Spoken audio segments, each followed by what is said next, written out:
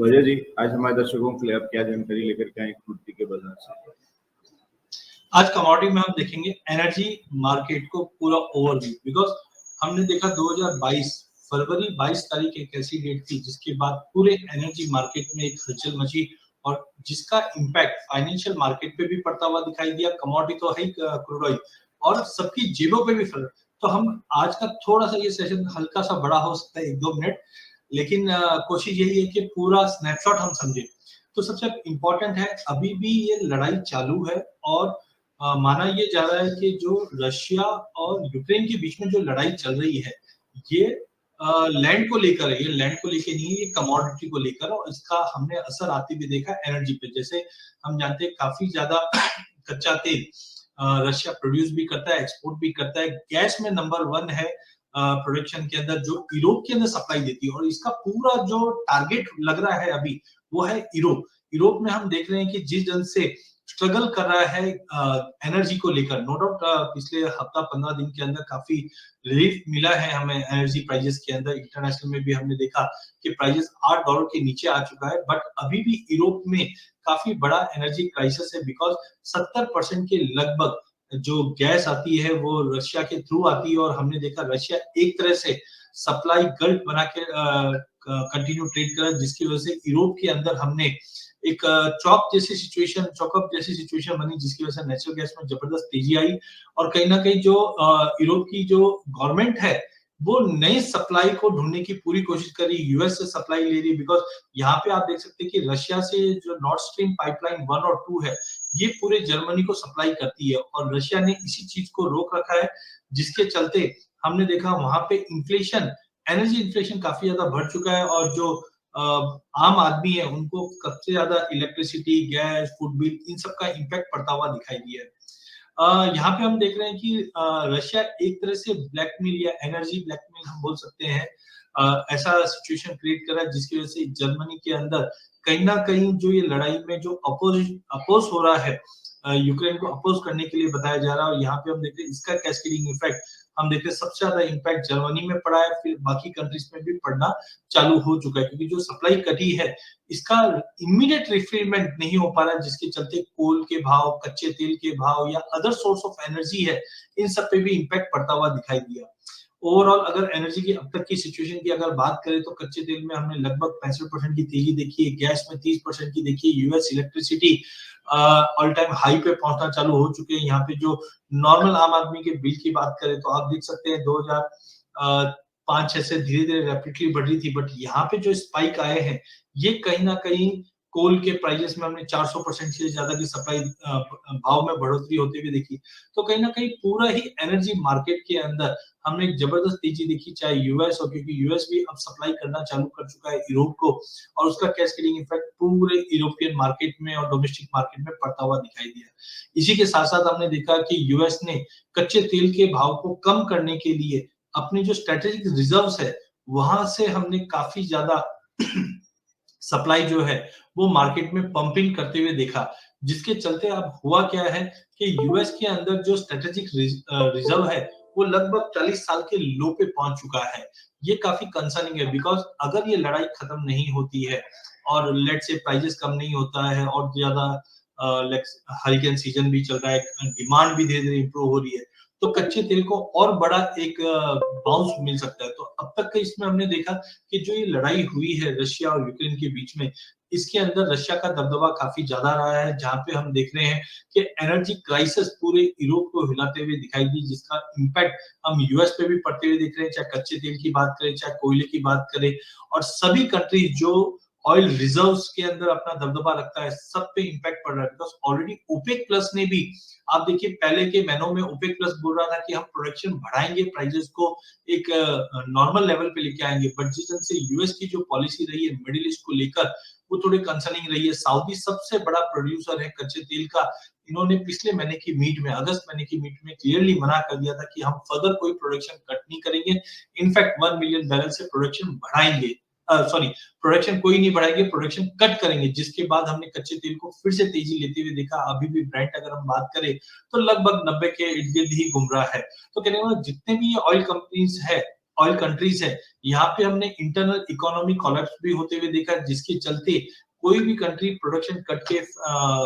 Support में नहीं है, जिसके चलते हम देख पा रहे हैं कि 90 के इर्द-गिर्द ब्रेंट ट्रेड करता हुआ दिखाई दे रहा है। अब ट्रेड पर्सपेक्टिव से अगर हम देखें तो कच्चा तेल डोमेस्टिक मार्केट के अंदर एमसीएक्स के अंदर जनवरी से अभी तक 21% की तेजी दिखा चुका है। हमने ऑलरेडी जैसे ही ये लड़ाई स्टार्ट हुई थी फरवरी में, यहाँ पे हमने देखा था कि डोमेस्टिक मार्केट में लगभग 9000 से 9500 का लेवल टेस्ट करते हुए देखा था, और यहाँ से जून से हमने देखा इसमें रिलीफ आना चालू हो चुका है, जब से यूएस स्ट्रेटेजिक रिजर्व मार्केट में पंप आउट कर रहा था, जिसके चलते प्राइसेस गिरकर अब 6800 तक के लगभग भाव आ चुके, तो काफी हद तक रिलीफ हुई है डोमेस्टिक मार्केट में। इंडिया ने भी काफी अच्छे स्टेप्स लिए थे, जिसके बाद वहीं नेचुरल गैस में भी अगर हम बात करें तो फरवरी में नेचुरल गैस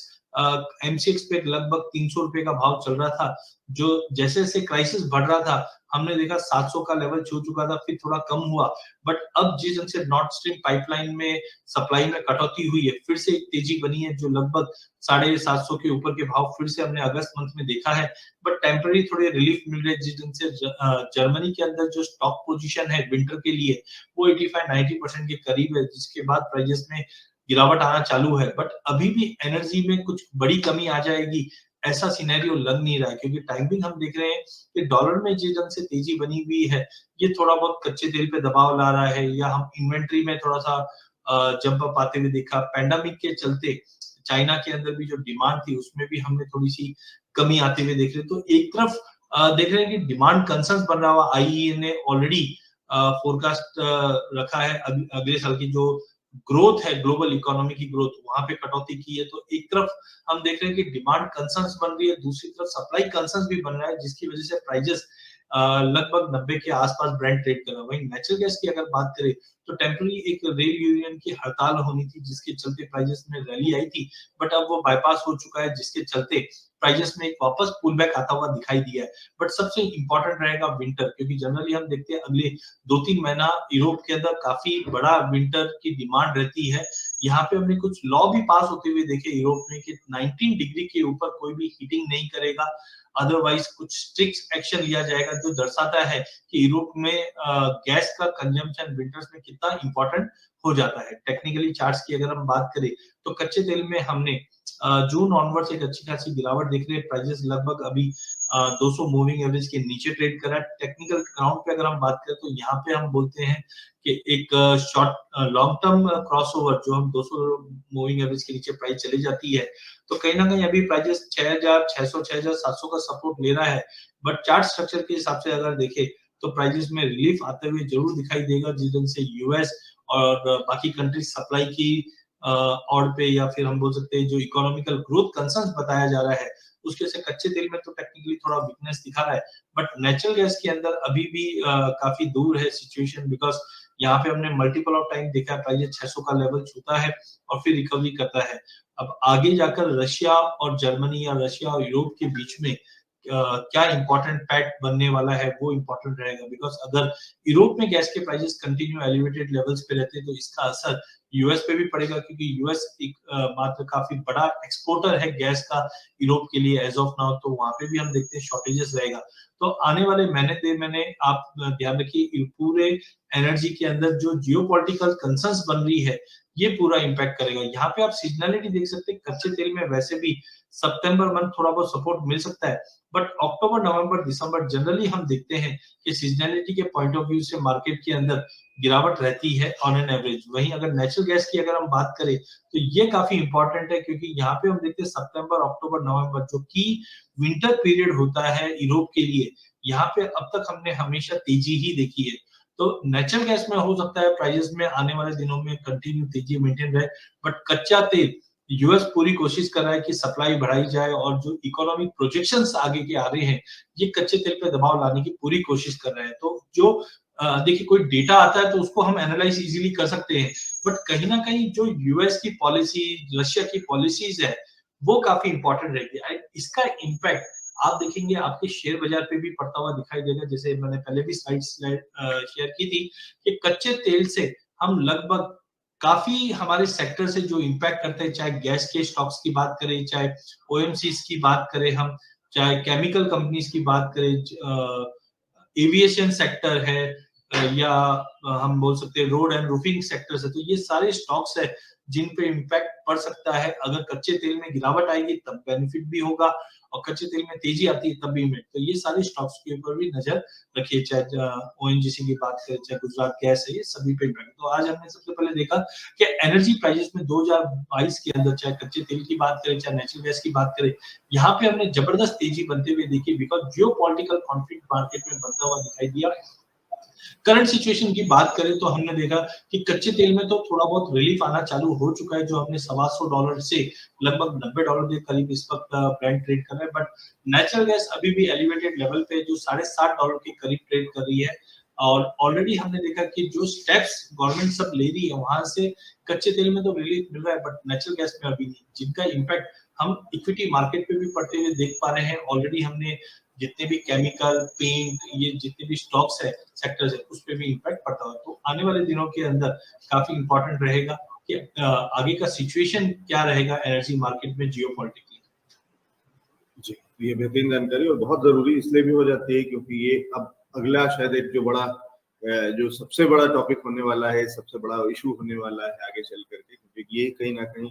जो युद्ध की स्थिति बनी है रशिया यूक्रेन के बीच में, उसके चलते और उसको आगे बढ़ते हुए उसी का ये एक इफेक्ट देख रहे हैं। बहुत शुक्रिया अजय सर, बढ़िया जानकारी और बहुत इंपॉर्टेंट जानकारी है आज हमें लेकर एनर्जी के बारे में। Thank you so much.